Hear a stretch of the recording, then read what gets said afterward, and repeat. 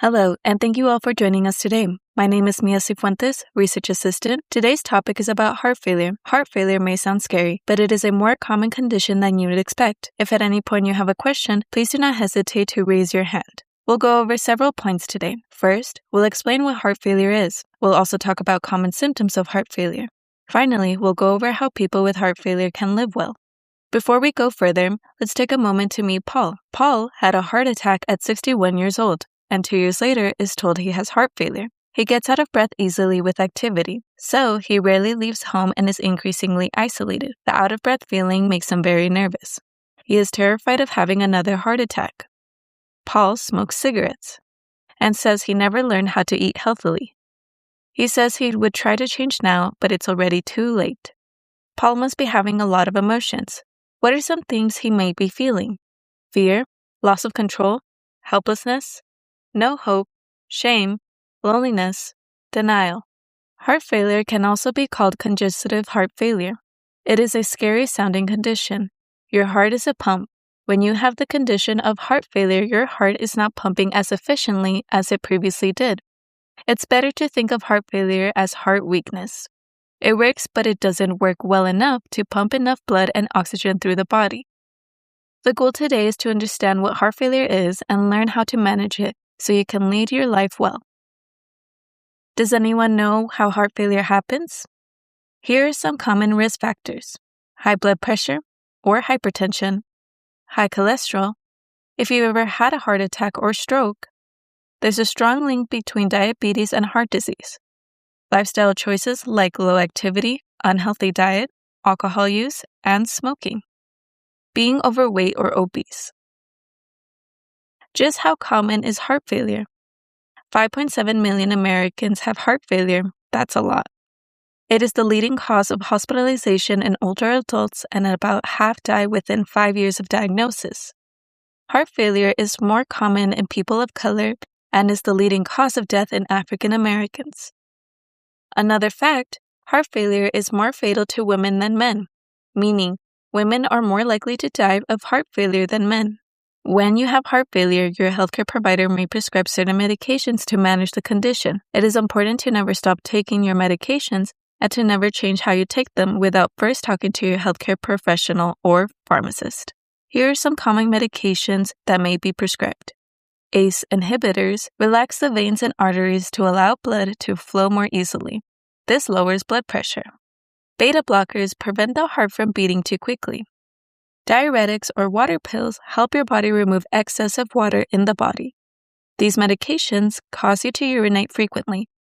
Aspirin thins the blood, making it easier for your heart to pump it through your body. Your provider may prescribe one or some combination of these.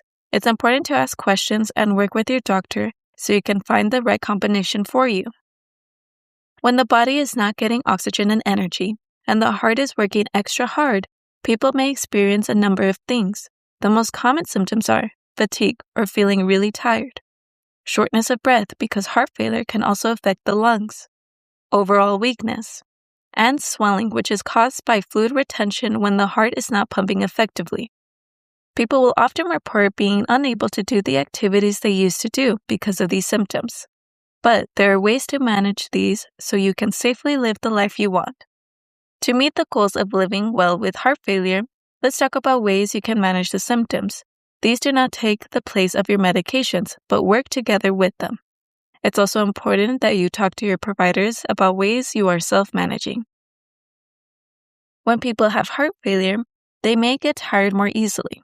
Some people may get tired walking a few blocks, and some may get tired simply brushing their teeth. Make sure to keep track and note when and why you get tired or short of breath. It's important to remember that getting tired when you haven't done anything is a red flag. Call your doctor immediately. Like we've said, people with heart failure may get tired more easily, but it's still important to be active. Some tips to achieve healthy balance between activity and rest are: plan activities in advance. For example, going for midday walks or doing arm exercises in the morning. For any activity, pay attention to what your body is saying to you. It's important to know the limits of what you can and can't do. Make sure to find activities you can do safely. Like we said before, keep track of what makes you tired and how tired it makes you. Share information about your activities with your providers. They may have suggestions on safe activities or can refer you to specialists like physical therapists. Remember to monitor your weight. Why is weight so important for heart failure patients? Weight gain can mean fluid is backing up in the body. Weigh yourself every day at the same time. For example, first thing in the morning after you go to the bathroom. Make sure to wear the same or no clothes and use the same scale. Keep a journal of your daily weight. Call your doctor if you gain 3 pounds or more in 2 to 3 days. Swelling, also called edema, is another sign that fluid is backing up. Keeping track of swelling. Measure your legs and ankles using a measuring tape. Keep note of your baseline so you know when there is swelling. Notice the fit of shoes and socks. If they are getting tighter, the backup is getting worse. Check for fluid buildup. Push your finger into your ankle and see how long it takes for the skin to return to normal. If you think your swelling is increasing, call your provider. A very salty holiday weekend can send someone with heart failure to the hospital. Some people have been hospitalized after eating 2 slices of pizza. The problem for us, salt is everywhere. Here are some fast facts. There are 2,000 milligrams of sodium in 1 teaspoon of salt, aka sodium. The Heart Failure Society of America recommends less than 1,500 milligrams of sodium per day for people with moderate to severe heart attack. That's 3/4 teaspoon of salt. The average American eats 3,400 milligrams per day. Most is from processed, packaged, or prepared foods, which are high in sodium. For example, a quarter pounder with cheese has 1,100 milligrams of sodium. It's important to know what to look for when buying processed, packaged, and prepared foods since they are high in sodium. Let's take a look at this food label for a bag of chips. What are some things that stand out? One thing to note is that the serving size is not the whole bag but 15 chips. That means you're eating more calories than it shows if you eat more than that. A whole bag of these chips has over 13,000 milligrams of sodium. Here are some tips when choosing processed, packaged, and prepared foods. Choose low sodium, low salt, and no salt added options. Drain and rinse canned foods.